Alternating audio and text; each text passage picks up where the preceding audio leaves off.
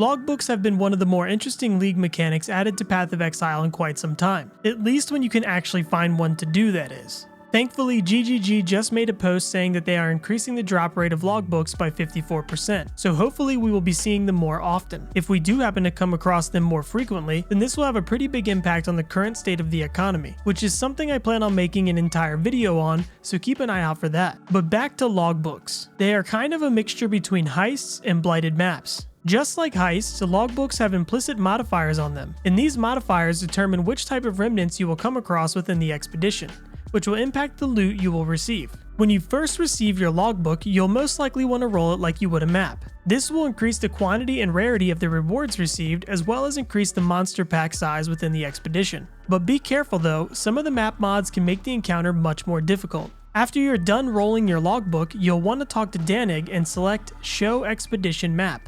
Once you've placed your logbook in the expedition window, you will be presented with a map that will have some locations to choose from. The number of locations offered varies from logbook to logbook, and each location will have a different set of stated benefits. As you can see here, the Shipwreck Reef location offers 30% increased quantity of artifacts dropped by monsters, as well as a 48% increase to the explosive placement range. While the Mountainside landmark gives excavated chests a 19% chance to contain twice as many items and increases the number of remnants by 11%. So if you decided to go for the Mountainside location, you may want to focus heavily on unearthing chests to take advantage of the chance that chests might contain twice as many items. But on the other hand, if you choose to travel to the Shipwreck Reef, you might want to prioritize monsters with your explosive placement to take full advantage of the increased quantity of artifacts dropped by monsters. Make sure to keep an eye on these modifiers because sometimes they will tell you that one of the expeditions is harboring a boss, which if defeated will yield more rewards. Also, each of the location's rewards are tied to a specific trader. For Tujin, it's the Black Scythe Mercenaries. For Rog, it's the Order of the Chalice. For Danig, it's the Knights of the Sun.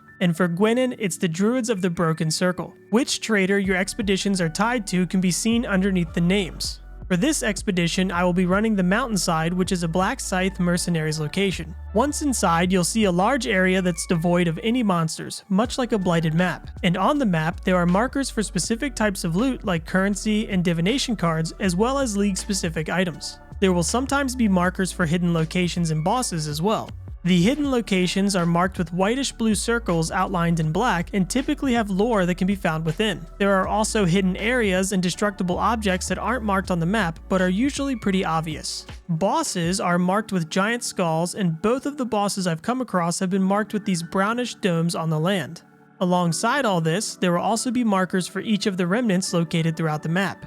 These remnants offer some sort of buff, but at the cost of making the monsters more difficult. The buffs range anywhere from increasing the quantity of items dropped to making all items dropped from runic monsters fully linked. In order to interact with the remnants, loot, hidden areas, bosses, and monsters, they'll need to be unearthed using your explosives. Before placing your explosives, you'll want to go through the entire map and find which remnants you want to apply to your encounter. It's important to grab the best remnant buffs early on in your explosive chain because each buff that is grabbed is applied to every subsequent explosion afterwards. So if your very first explosion increases the rarity of items dropped by monsters by 300%, then every pack of monsters unearthed from that point on will have that buff applied. This also means that every pack will have the modifier from that remnant that makes them stronger. These modifiers also apply to hidden areas and bosses too, so if you have a really strong build and are feeling particularly brave, then it might be worth grabbing the boss towards the end of your explosive chain. But on the other side of the coin, if your build is a little weaker, then maybe you should try to get the boss as early as possible to avoid making them more difficult.